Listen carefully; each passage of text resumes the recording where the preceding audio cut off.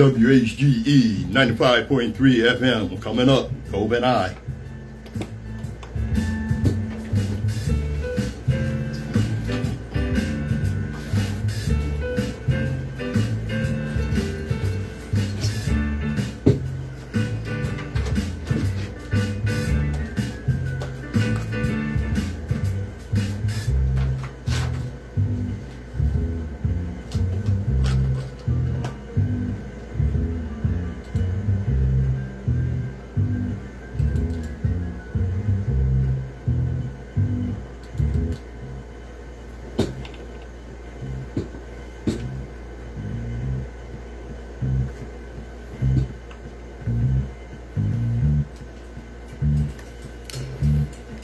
Hey, Sherry. All right. Appreciate you, sister. You're always there.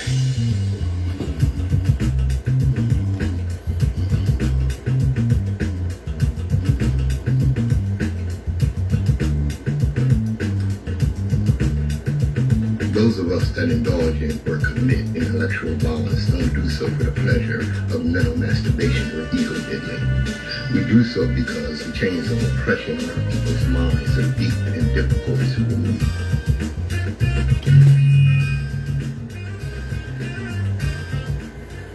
Good morning, my children of the sun. Welcome to the Open Eye on WHGE 95.3 FM. I'm Patrice Gibbs, your host and third eye optometrist, here to get your eye open. And as we always do, let's start right here. Every generation has its purpose. Ours is to reveal the truth and reverse the brainwashing. And that's what we do right here on WHGE 95.3 FM, the education advocacy station. And if you tune in here, you are definitely going to get an education. All right. So, go right here, give you something to think about. Because I often hear people say, oh, well, you're worshiping ancestors that are long gone and this, that. And of course, you know, it's usually Christian people and what have you that, look down on those of us that have chosen African spirituality. And it's something to think about. The ancestors connect us to the spirit realm and intercede on our behalf. They guide us through our journey. Because of our ancestors, many of us have been given a second and third chance to fulfill our destiny. Because of our ancestors, many of us survived. The development of Iwa Pele, good character, will allow us to one day become ancestors who can intercede on behalf of those who come after us. Only elevated spirits carry the ashe needed to elevate a nation and enlighten the world. Having Iwapele, good character, will elevate and enlighten our spirit. Yes, something to think about. All right. Let me get my disclaimer out the way right quick. All right. Where's that at? Make it a little strong there. There we go.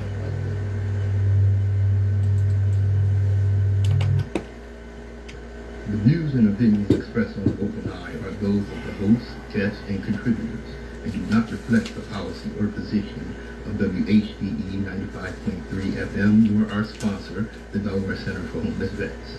Any content provided by Open Eye's hosts, guests, or contributors are theirs and are not intended to malign any religion, ethnic group, company, or individual. All right. WHGE 95.3 FM. Let me get something started here. Just give me a second. All right. Okay, there we go. Yeah.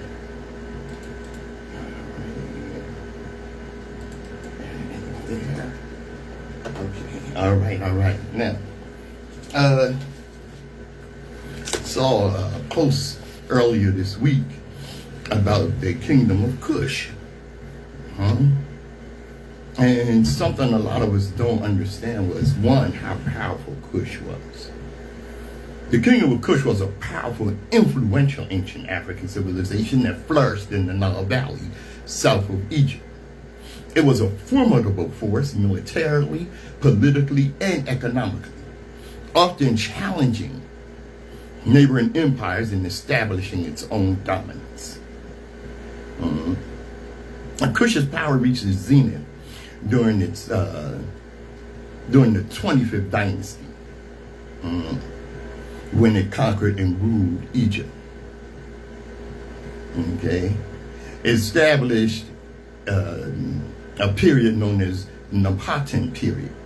The 25th dynasty is often erroneously called the Black Pharaohs. All right, and look up my video where I explained that calling the 25th dynasty the Black Pharaohs is erroneous because it started with the first. Okay, during this time, the Kushite kings, often referred to as the Black Pharaohs, like I said, that's erroneous, controlled a vast territory that stretched from the heart of modern-day Sudan all the way to the Mediterranean Sea. You get an idea, take a look at the map. This expansion was made possible by Cush's military prowess and strategic control of the Nile River, a vital artery for trade and transportation. Economic strength and global reach, the Kushite economy was a major source of its power. The kingdom was rich in natural resources, particularly gold, which was highly sought after in the ancient world. Beyond its military and economic might, Kush was a center of culture and innovation. The Kushites adopted many Egyptian cultural practices, including their religion and hieroglyphic writing system. Okay, but they also developed their own unique traditions. They built pyramids for their royalty.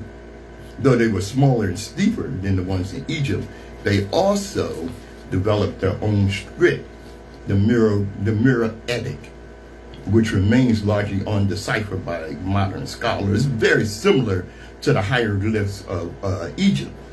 Okay, what you have to understand is the relationship between Cush and Kemet. Because without Cush, Kemet would never have been. Okay? Cush, to understand it, you have to understand like the relationship between Britain and America. Okay? Though America was a colony, eventually it was a highly supportive ally, as was Cush to Kemet. And of course, Kemet, the reason you can't find the ancient or the primitive stage of Egypt, of Kemet, because you have to go south. They don't know where to look. See, they keep going north and looking in Europe, which is absolutely nuts, for the primitive state of Egypt. That's where, hey, Tom, I see you, sister. All right. Like I said, you know, without Cush, because what Cush would do when outsiders came in and during the decline of Egypt and conquered Egypt, right? The Cushites would come north and put their African cousins back on the throne. That's our cousin. Can't have that. That's word. All right. WHGE 95.3 FM. The Open Eye.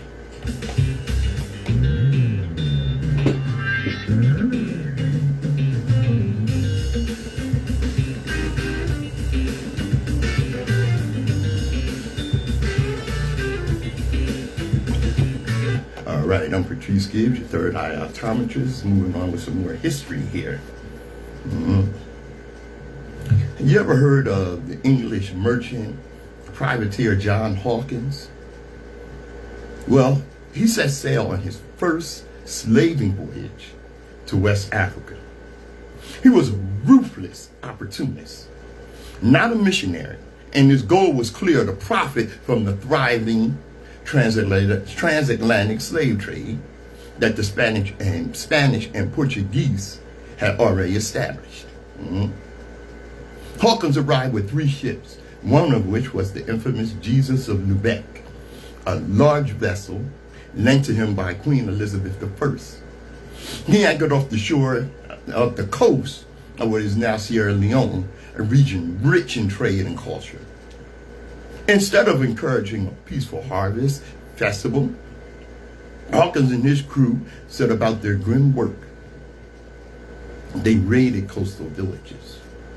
Historical accounts note that Hawkins got into his possession partly by the sword and partly by the other means, to the number of 300 Negroes. His methods were a mix of violence and calculated deception. He used the promise of riches and a better life in a new land to lure some Africans onto his ship, preying on their trust and goodwill. Those who were lured on board were met with the horrifying reality of being crammed into the hold of a slave ship, their freedom stolen. They named his ship the Jesus of the Beck as a layer of dark irony to this horrific chapter in history. Hawkins himself was known for being a devout Protestant who insisted his crew attend daily prayers. This hypocrisy, professing Christian piety while engaging in the brutal practice of enslavement, was a common and deeply unsettling element of the early slave trade. The first voyage was a financial success for Hawkins, and his subsequent journeys followed a similar pattern of kidnapping and forced transportation.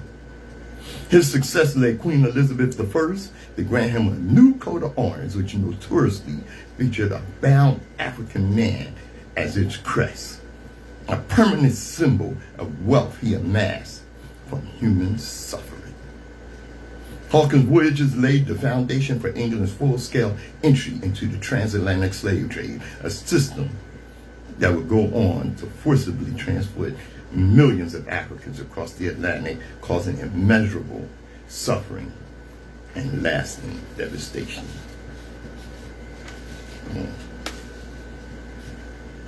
Yeah, the transatlantic slave trade.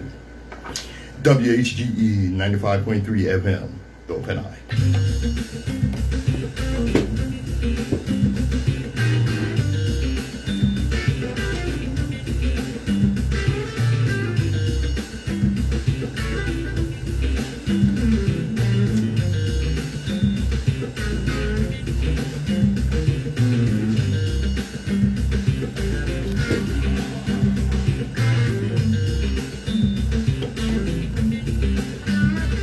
All right. Patrice Gibbs, your third eye optometrist here.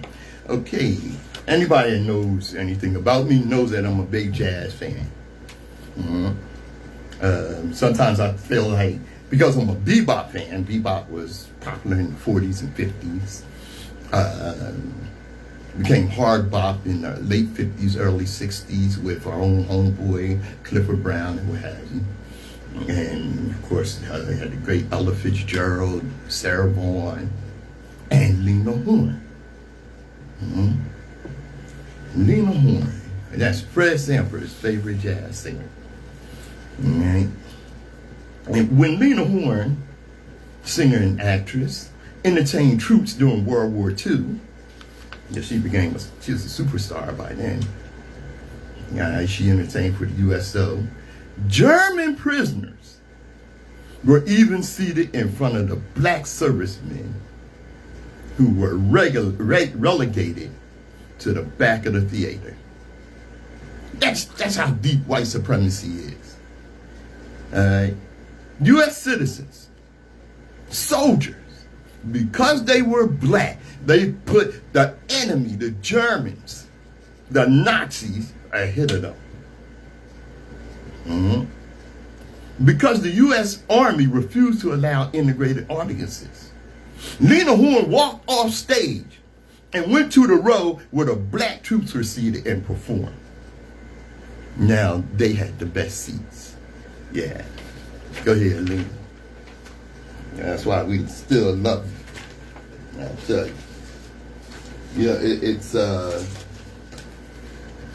something, of course, after World War II and what have you, soldiers came home, and they came home with an attitude that we fought for the freedom of Europe, we want our freedom here. And of course, the South wasn't having it because World War II ended in 1945. It wasn't until 1965 that the Civil Rights Act was actually incorporated here in America. And of course, what we haven't learned, what a lot of us don't understand is, during the Civil War, the North won the war, but they allowed the South to win the peace. All right? And this led to a lot of brainwashing of poor Southern whites and what have you. I got this from a posting from Brother Vaughn, and it's by a white Southerner, guy that grew up in the South. And he said, as a white Southern male who grew up thinking Robert E. Lee was a hero and the Confederate flag was merely a symbol of regional pride, I found this very helpful. And this is from someone who teaches AP U.S. history. If you're confused as to why so many Americans are defending the Confederate flag, monuments, and statues right now, I put together a quick Q&A with questions from a hypothetical person with misconceptions and answers from my perspective as the AP U.S. history teacher. What did the Confederacy stand for? Rather than interpreting, let's go directly to the words of the Confederacy's Vice President, Alexander Stephens. In his cornerstone speech on March 21st, 1861, he stated the Constitution rested upon the equality of races. This was an error. This was their thinking. Our new government is founded upon exactly the opposite ideal. Its foundations are laid. Its cornerstone rests upon the great truth that the Negro is not equal to the white man, that slavery's subordination to the superior race is his natural and normal condition. This, our new government, is the first in the history of the world based upon the great physical, philosophical, and moral truth. That's what the Confederacy was about. But people keep saying heritage, not hate. They think the purpose of the flag and monuments are to honor Confederate soldiers, right? Well, the vast majority of Confederate flags flying over government buildings in the South were first put up in the 1960s during the Civil Rights Movement. Not a lot of people know that. So for the first 100 years after the Civil War ended, while relatives of those who fought in it were still alive, the Confederate flag wasn't much of a symbol at all. But when Martin Luther King Jr. and John Lewis were marching on Washington to get the Civil Rights Act and Voting Rights Act passed, leaders in the South felt compelled to fly Confederate flags and put up monuments to honor people who had no living family members and had fought in a war that ended a century ago. Their purpose in doing this was to exhibit their displeasure with black people fighting for basic human rights. Basic human rights that were guaranteed to them in the 14th and 15th Amendments, but being withheld by racist policies and practices, not only in the South, but throughout the country during segregation. But suppose we take down Confederate statues and monuments, how will we teach about and remember the past? Monuments and statues pose little educational relevance, little. Whereas museums, the rightful place for Confederate paraphernalia and propaganda, can provide more educational opportunities for citizens to learn about the country's true history. The Civil War is important to learn about and will always loom large in social studies curriculum. Removing monuments from public places and putting them in museums also allows us to avoid celebrating and honoring people who believe that tens of millions of black Americans should be legal property.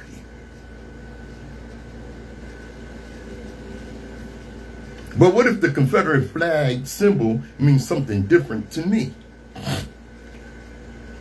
Individuals aren't able to change the meaning of symbols that have been defined by history. When I hang up a Bucks flag outside my house, to me, the Bucks might represent the best team in the NFL, but to the outside world, they represent an awful NFL team, since they haven't won a playoff game in 18 years. I can't change that meaning for everyone who drives by my house, because it has been established for the whole world to see. If a Confederate flag stands for generic rebellion or Southern pride to you, your personal interpretation forfeits any meaning once you display it publicly. As its meaning takes on meaning it earned when a failed regime killed hundreds of thousands of Americans in an attempt to destroy America and keep black people enslaved forever. But my uncle posted a meme that said the Civil War Confederacy was about states' rights and not slavery. A state's right to what? Remember, Republican demon Ronald Reagan, may he roast in hell, may the devil sodomize him with a pitchfork, started his presidential campaign in Philadelphia, Mississippi, where the 3 civil rights workers were murdered. And he started his campaign with the words, "I believe in states' rights." In the South, that means their right to subjugate and oppress black people. A state's right to what? Everyone is offended about everything these days. Should we take everything down that offends anyone? Let me tell you something. The Confederacy literally existed to go against the Constitution. They were traitors. Not just against the Constitution, but of course the Declaration of Independence and the idea that black people are human beings that deserve to live freely. And that doesn't upset and offend you, you're an un-American. But taking these down goes against the First Amendment and freedom of speech, right?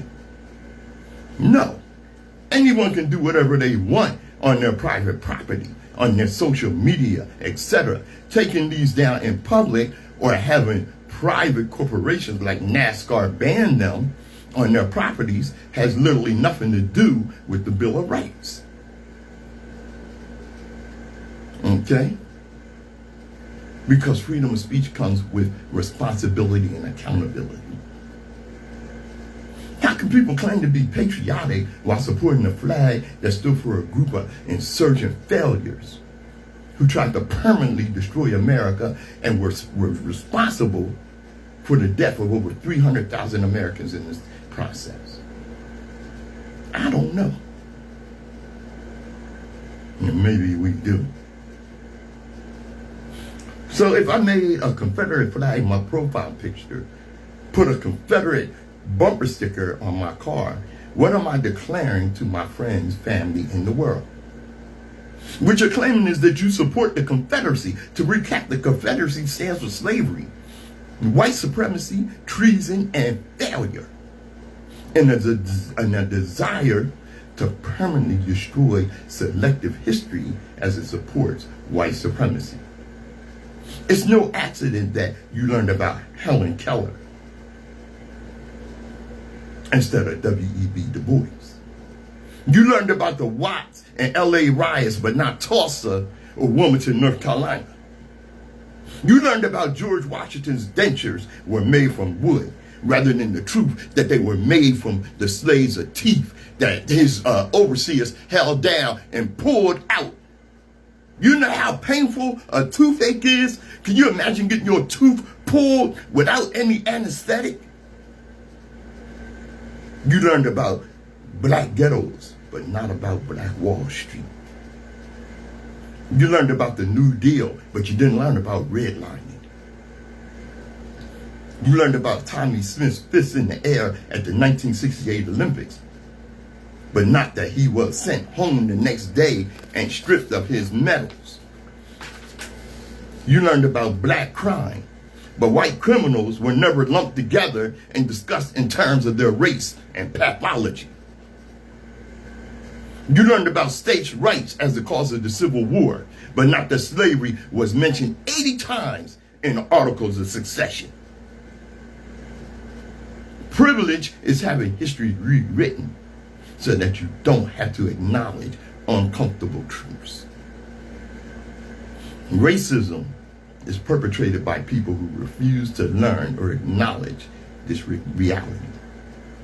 You have a choice. WHGE 95.3 FM, the Open Eye.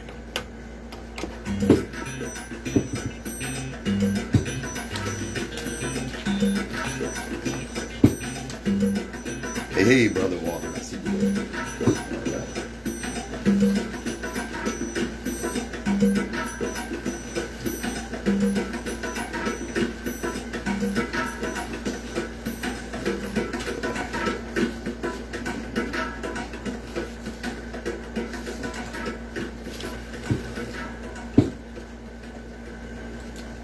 All right. Let's see.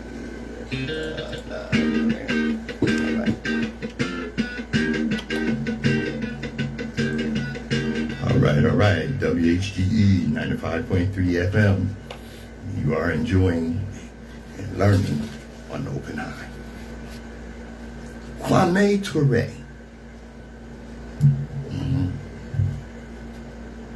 Know who that is? Talked about him a couple of weeks ago, or over the past couple of weeks. He was born Stokely Carmichael. Maybe some of you know that. He was a key figure in the civil rights movement, but his legacy goes far beyond that of a traditional civil rights leader. He was a revolutionary voice for black empowerment and global unity. He was one of the first people to stand up and say black power. And he was an advocacy for black power and Pan-Africanism. And that's what truly set him apart. As determined as the chairman of the Student Nonviolent Coordinating Committee, known as SNCC, Ture challenged the nonviolent approach of mainstream movement. His famous slogan, Black Power, became a powerful rallying cry for those who believed in self-determination and an end to systemic oppression. He argued that black people should control their own destinies, politically, economically, and socially. This bold stance challenged the status quo and inspired a generation to demand true liberation.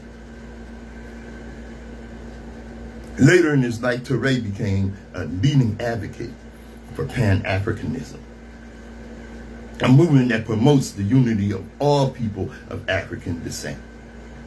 He spent his later years in Guinea, working tirelessly for the All-African People's Revolutionary Party. Ture believed that the struggle for black liberation was a global one, and that true freedom could only be achieved through the unity of black people worldwide. His legacy continues to inspire those who believe in the power of unity and the strength of black identity.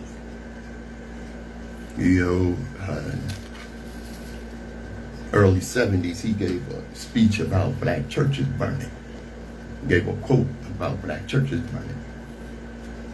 And 2 of these churches burnt down in the South. And he said, it's something that just keeps happening.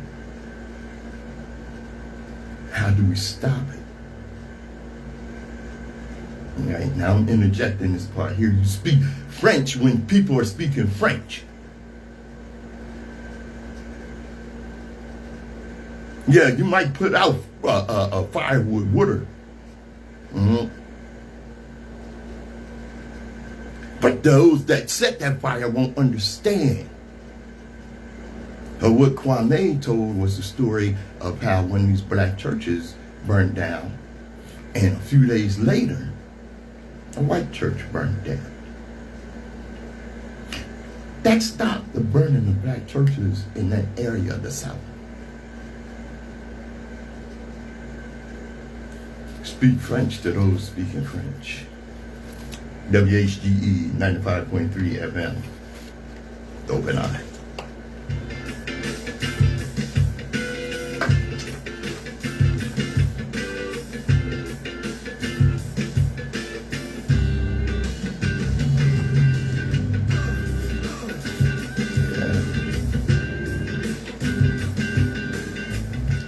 all right. You see your third eye optometrist, Patrice Gibbs.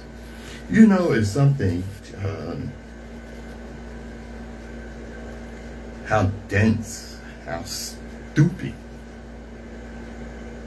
the American people are. Because the orange disaster is a functional illiterate.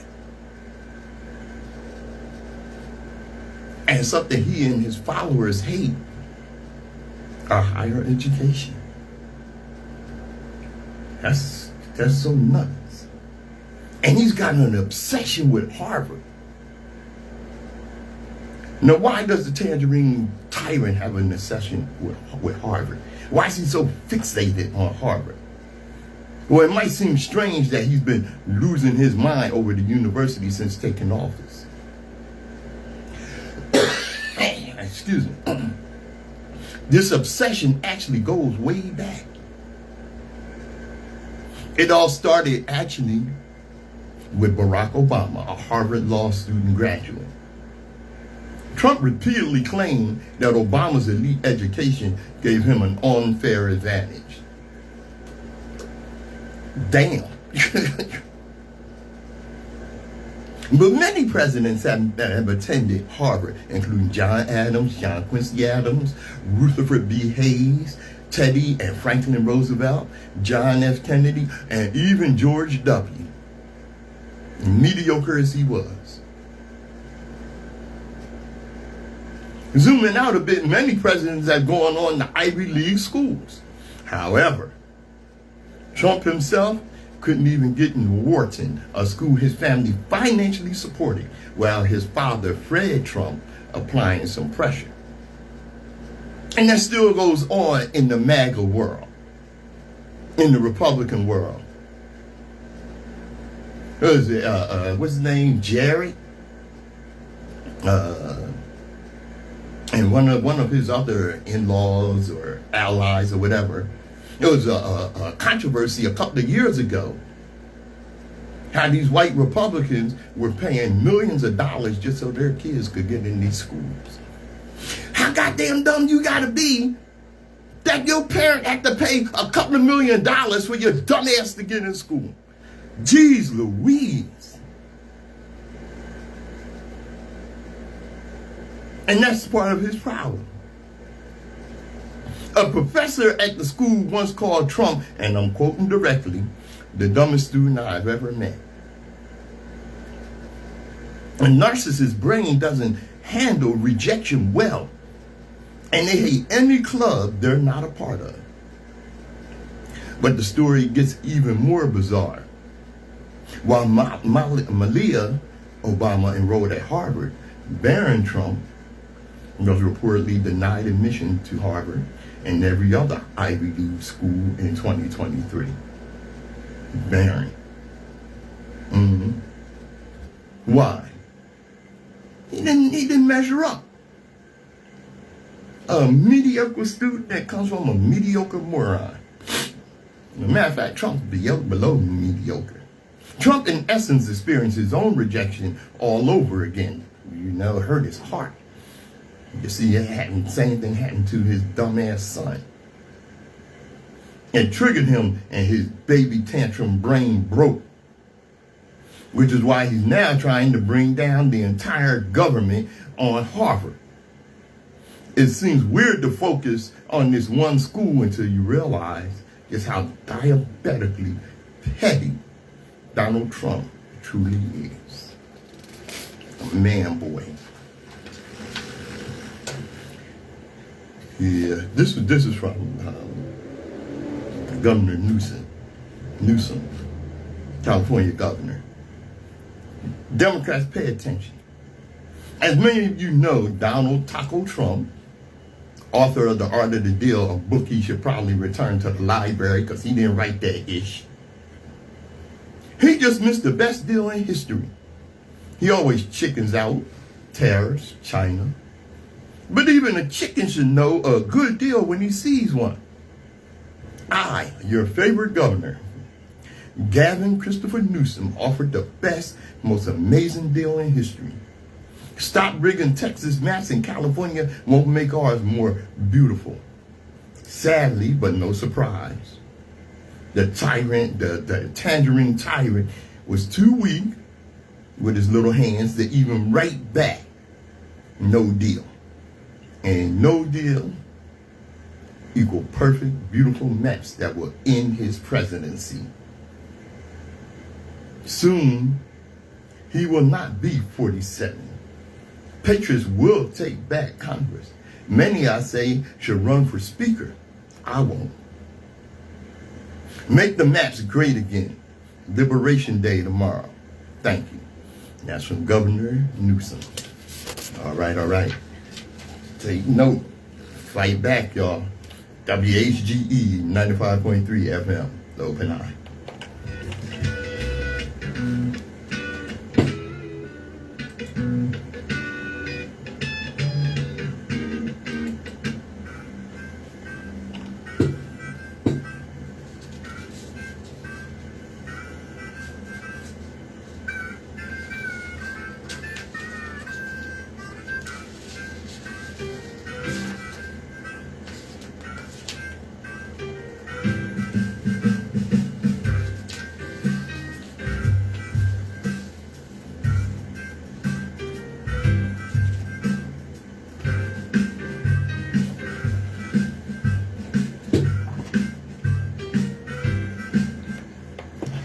WHGE 95.3 FM. Patrice, Gibbs, your third eye optometrist here. Making it a crime to be homeless in a country where the minimum wage is $7.25 an hour and the median rent is $1,400 is evil as... Yeah, it is. It is. You know, you have to wonder how you get here. What kind of people would do that? Well, in a recent interview with CNN, Elon Musk claimed that the fundamental weakness of Western civilization is empathy. The fundamental weakness of Western civilization is empathy. And that has been weaponized. He referred to empathy as an exploit and a bug being used against Western civilization. Yeah, cold-hearted bastard. In contrast, G.M. Gilbert, the chief psychologist at the Nuremberg trials, offered a different perspective on evil. After interviewing the Nazi defendants, he concluded that a lack of empathy was the one trait that connected them all. In his words, evil, I think, is the absence of empathy.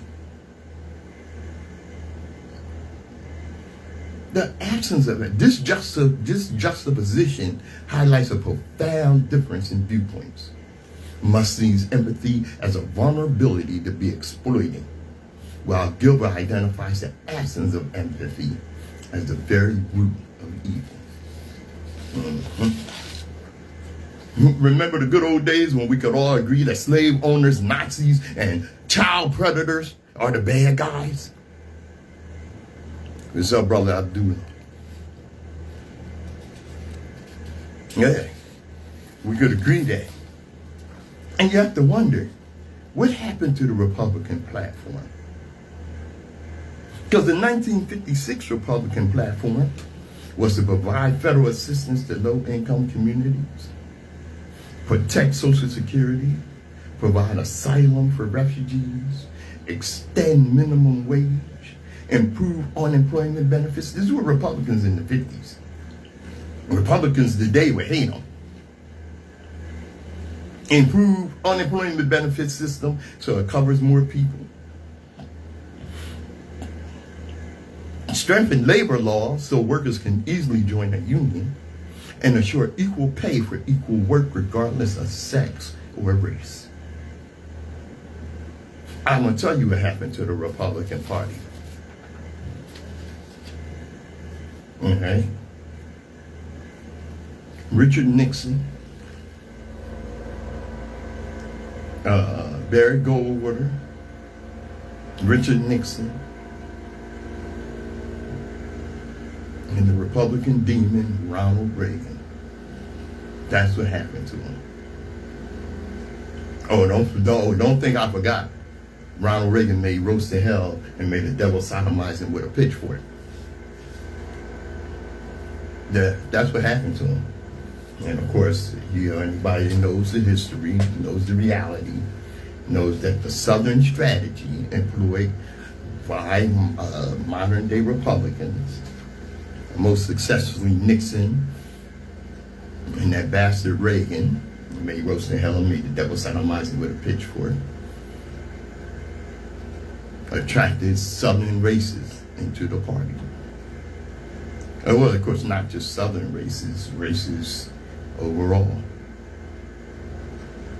All right. WHGE 95.3 FM, Open Eye.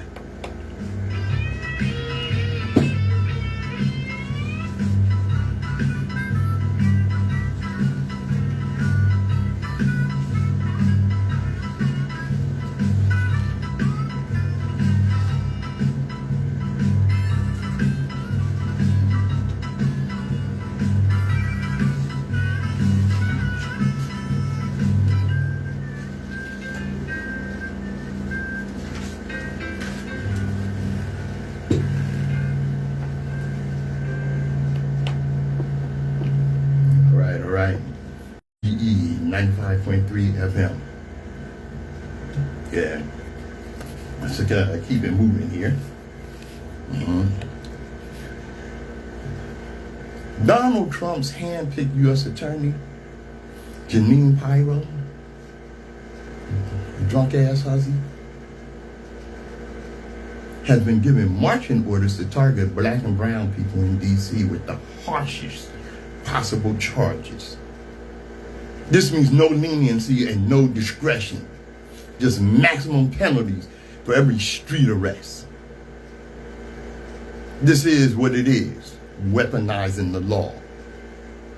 Instead of focusing on real solutions for poverty, housing, and jobs, the administration is using federal prosecutors like soldiers in a war, with the neighborhoods as the battlefield. They're even bringing in Department of Defense lawyers. Yes, military lawyers to prosecute misdemeanors. Think about that. You can't get a lawyer to defend your rights in housing court, but the government can pull in Pentagon staff to ensure someone sleeping on a park bench gets federal prison time. Wait a minute. Something I need to say again here. Wait a minute, let me look back in my notes. Give me a second. There it is.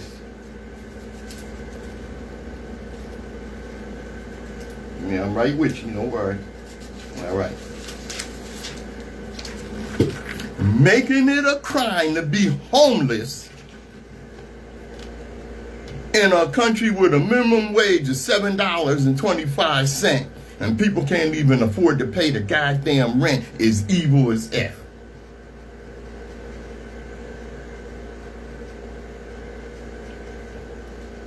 Federal prison time for being homeless. This isn't about safety. It ain't had a damn thing to do. It's about control. It's about subjugation. By pushing for felony charges instead of misdemeanors, they're locking people out of jobs, housing, and voting rights. By moving cases to federal court, they're stripping away the limited protections local D.C. courts sometimes offer. And by branding this a crime crackdown, they're disguising the mass criminalization of poverty as public policy. We've seen this playbook before in the 80s. It was the war on drugs. In the 2000s, it was the tough on crime policing. Now the military is being called to D.C. to keep control. But here's the truth. Knowledge is our defense. The Constitution is still on our side, especially the 4th, 5th, and 6th Amendments. If we don't know them, we're walking into this fight unarmed. So the question is, Do we let them turn D.C. into a federal prison yard? Or do we learn the law and use it as a shield? The way this administration is moving, this regime, survival and unity aren't optional. Okay? It's mandatory.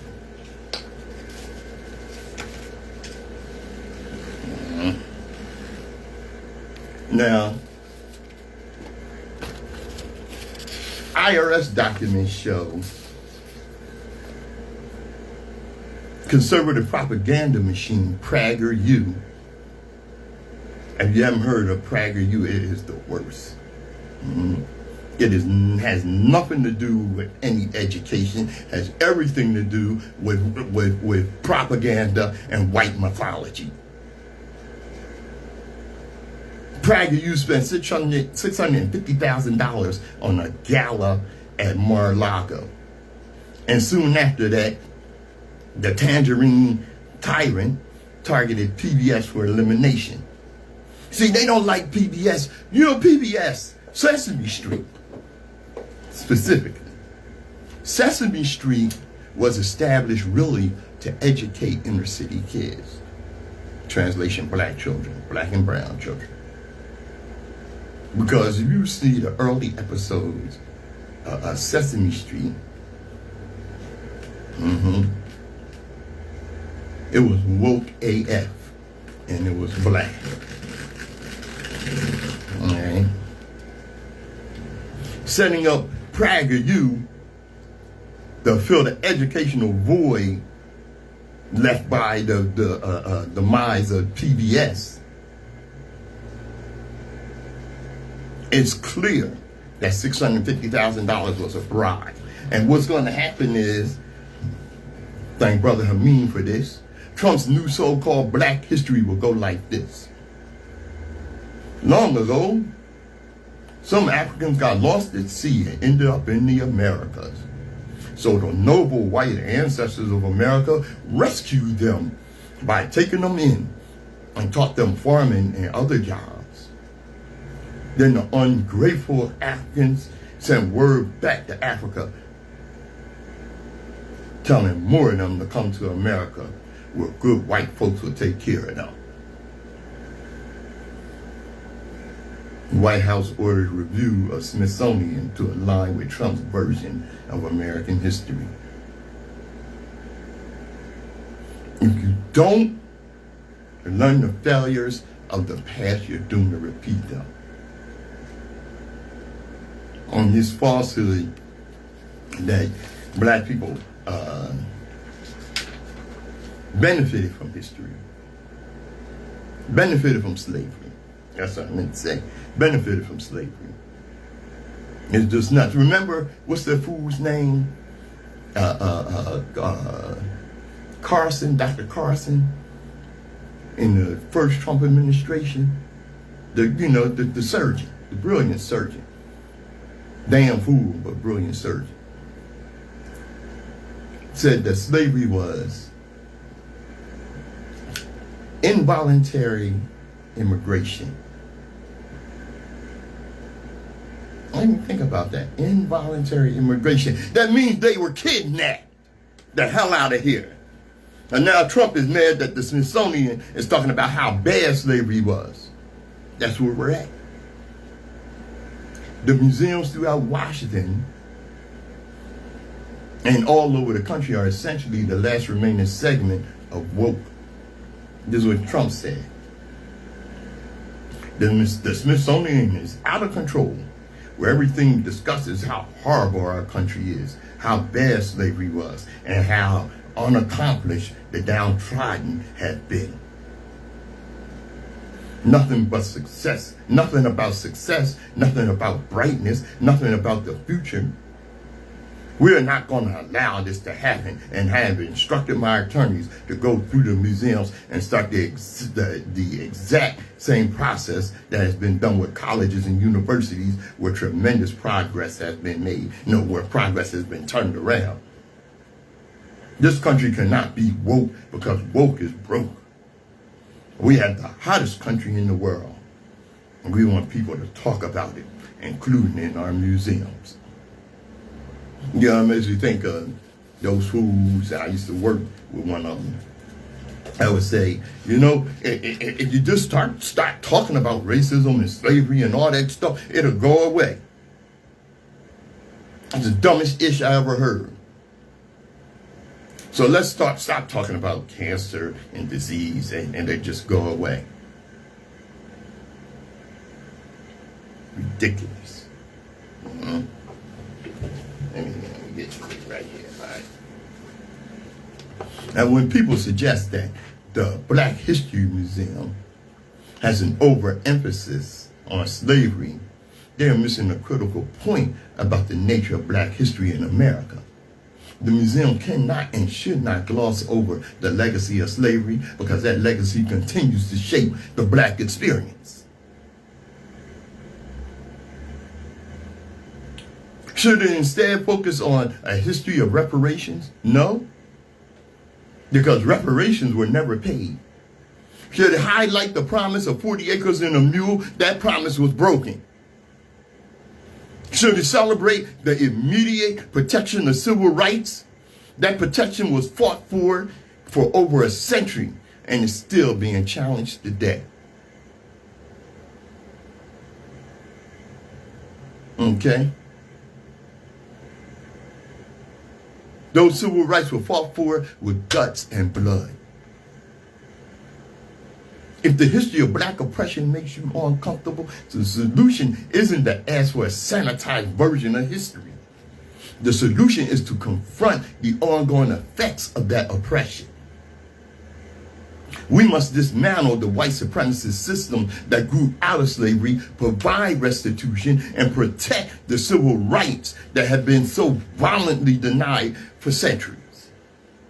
You cannot profit from a history of violence and then be offended by the truthful account of it.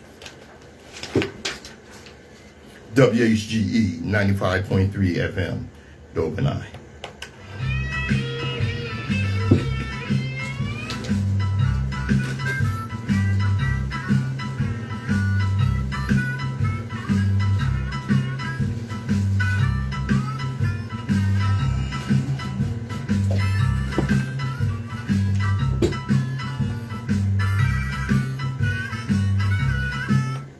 Patrice Gibbs here, your third eye optometrist.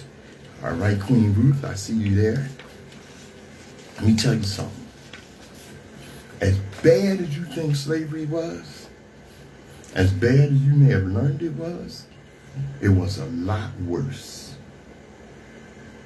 Chattel slavery in America was one of the most brutal and dehumanizing systems in human history. Unlike other forms of bondage where enslaved people might still retain certain rights, relationships, or paths to freedom, chattel slavery treated human beings purely as property, bought, sold, inherited, and exploited for life. Let me tell you about some of the central horrors of that system. Dehumanization and ownership. Enslaved Africans and their descendants were legally considered chattel. That means movable property. No different in the law's eyes from livestock or furniture or land. Their humanity was denied. They had no legal personhood. They couldn't testify in court against whites and had no recognized family rights. Their owners had complete control over every aspect of their lives, including where they lived, what they ate, when they worked, and even if they lived or died. Families were constantly torn apart. Husbands, wives, children could be sold away from each other at any time. Slave auctions often separated infants from their mother. The trauma of these forced separations left scars that span generations. You don't think so? Let me tell you a story by Professor Joy, Dr. Joy DeGruy. She was talking about her son with one of her son's classmates' parents. Her son's classmate was white. And they were, of course, bragging about how great their son was doing. And the doctor, she remained quiet while they told this story. And no, Dr. DeGroy told this story. It was about this black woman. And when the white parent found out how good the black woman's son was doing, I mean, this kid was, academically excellent. And she mentioned that to him. And that black boy's mother's response was, oh, no, he's not doing all that great. He's actually a nuisance. Now, you would ask, well, why would she say that about her son who is doing so well? That comes from that trauma that is in her DNA. That if her son shines too brightly, he could be taken away from her. Because that's what happened on the plantation. That's how black mothers try to defend their son from either being sold away, worked to death, or worse. When the slave master would say, hey, that boy is coming along, she would say, oh no, master, he's slow. He's not even worth trying to sell. That was the only way she could protect her child from the master's whim. And that's in our mother's DNA. The fear that someone might take their son away. So they'll downgrade them publicly no matter how much they praise them privately. Whippings, beatings, mutilation, executions were common tools of control. Enslavers used physical and psychological torture to enforce obedience, including public punishments, desire to instill fear in others. You ever heard of buck breaking? That was a public punishment. And what is it? It's when slave masters would take one of the strongest black males amongst the slaves and publicly sodomize him. Rape and sexual exploitation of enslaved women was widespread, but not just women, men and children, both for gratification and to produce more slave children when it was the women. Enslaved people were forced to labor under brutal conditions, especially in cotton, tobacco, and sugar and rice plantations. And of course, they received no compensation for their work, while their enslavers grew immensely wealthy. And when that Huzzy Janine Miller, racist wench, got a order, well, only 2% of Americans own slaves, which is a lie. Okay. And even if the percentage was low, it was those that were empowered and made the laws that owned slaves. Was it the first, 8 out of 10 presidents were slave owners?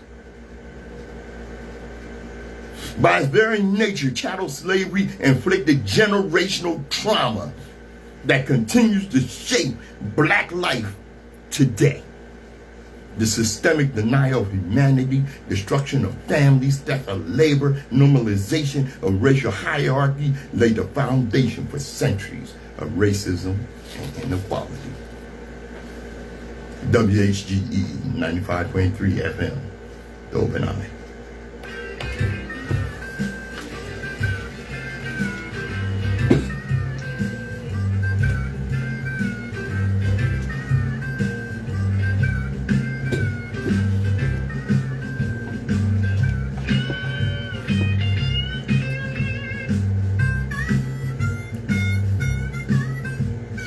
That's right.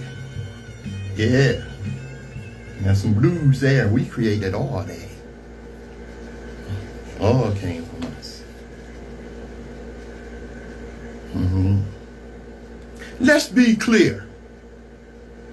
You know, there was just this week, Amanda Seales, TikTok influencer, and comedian, and astute social observer.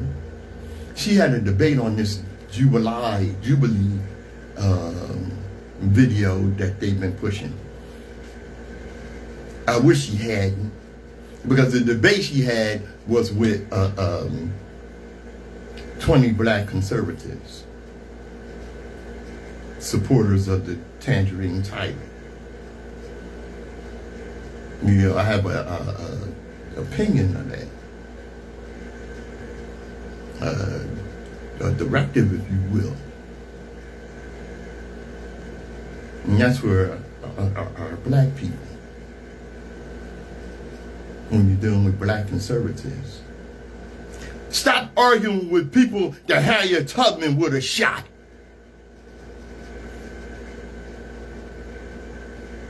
There's something wrong with them. Because what they don't understand, Republicans hate black people. MAGA hates black people. They loathe you. They despise your very existence. And you think you're going to be part of them by supporting their crap? By being surrogate white supremacists? See, I understand a lot of you.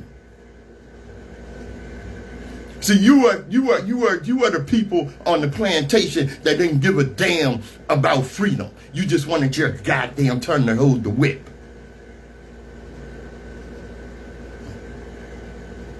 All right? Had people so comfortable with screaming out the N-word. Look on some of their websites and what happened. And they'll tell you everything you need to know. And don't get it mixed. Their leader hates you too. And that is the point. They don't support Trump because of policy or evidence or truth. They don't support him because he makes their lives better. And because he has any coherent plan for the future. They support him because of hate. Because of resentment, because of the very existence of black people, of immigrants, of anyone outside of their white supremacist vision of America that threatens them. Excuse me.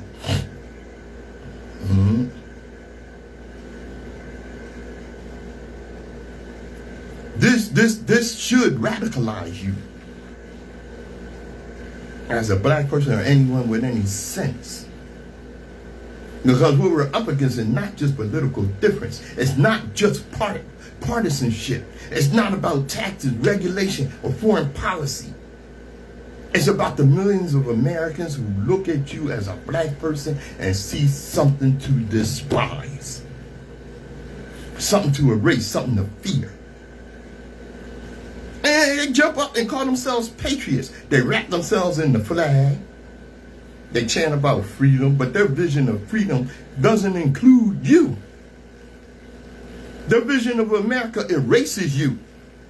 Their loyalty is not to democracy, not to justice, not to truth, it's to hate. So don't be fooled, don't get it twisted. The MAGA movement is not a political platform, it's a hate movement. And you, black person, are their target. WHGE 95.3 FM. The Open Eye.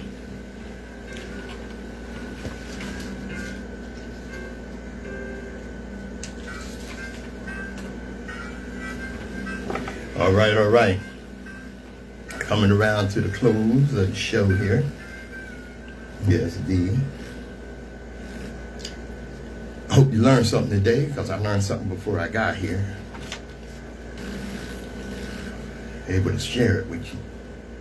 And as we always tell you, destiny determines who enters your life, but you decide who stays. Therefore, value those who value you, and don't treat those as a priority who treat you as an option. I'm Patrice Gibbs. This is The Open Eye on WHGE 95.3 FM. Thanks for joining us. All right. Thanks for joining us. That unity. Stokely Carmichael felt that he knew would bring us to where we need to be. Pan-Africanism. Global African supremacy. Because the world was a better place when the black man ruled.